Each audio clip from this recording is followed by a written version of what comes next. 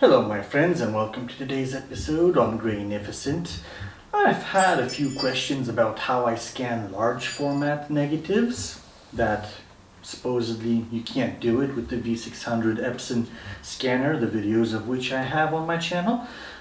But in this episode I will show you exactly how to scan large format negatives with this scanner, even though it doesn't have a holder for a large format negative, but how you can get around that.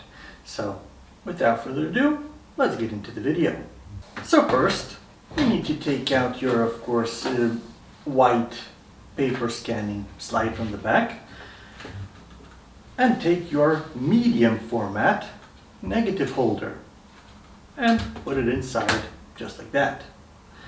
Next, you have to get yourself some large format negatives. Of course, you can't scan all large format negatives on here.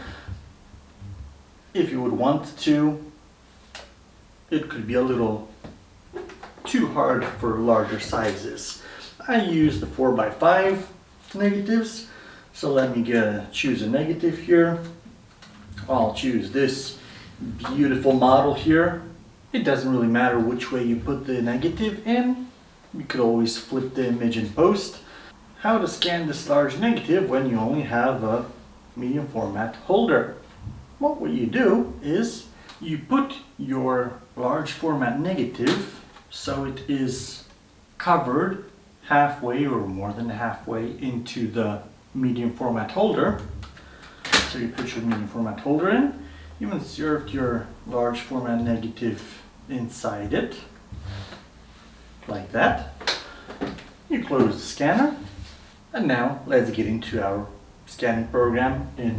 For me, it's Silverfast 8. So with the negative in, I won't be showing you much of the scanning procedure because I already showed that in another video. But after you choose all your settings, of course we go to rescan. And we got part of our large format negative scanned. Of course we could choose here different settings, monochrome here, so we have completely black and white. We will just raise our exposure here a little bit, get the frame window in here approximately. We don't need it completely in here. We need to leave some space here, so leave it something like this, and we go ahead and scan our image into our file. And when the first half is done scanning, you open up your scanner, you slide your negative so you can scan the other half, approximately the same place. And without doing any pre-scans, no settings, no nothing like that, you just go directly straight to scan again, without changing nothing. Because if you change anything, you can have different tones and that could cause a problem. So after scanning, we have two halves of our negative. Now, in your program of choice, you can connect them. I use GIMP because it's free. You could use Adobe. Adobe platform has this much easier for you because you could auto align all the images. In GIMP you have to do it a little more manual work, but currently I don't have access to Adobe.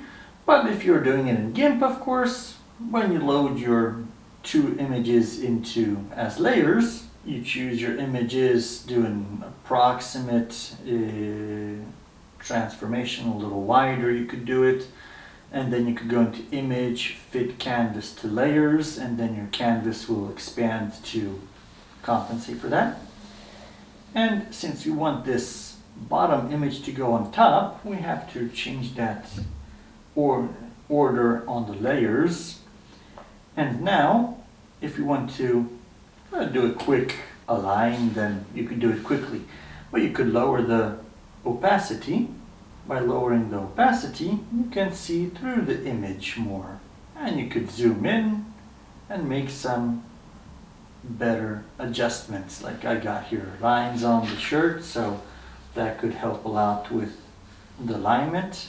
Of course, make sure if your film twisted a little bit while you were sliding it, you might have to rotate it a bit. I did it quite straight, so I don't have to rotate this part. When you're satisfied with the connection, you just raise the opacity back to normal, and you can crop this entire image a little bit more, something like that. Click enter, image, transform, rotate 90 degrees clockwise, and we have an approximately large format negative scanned in. We could export it, large format film scan done, and we have our large format negative scanned into our computer. Of course, you could play around with it, edit it more, hide the edge of the film so it's not visible, but that's how I do large format negative scans, and so can you. So if you like this video, please remember to leave a like and hit the subscribe button. It shows the YouTube algorithm that my videos are worthy of showing to others. So thank you for watching, and see you in the next video.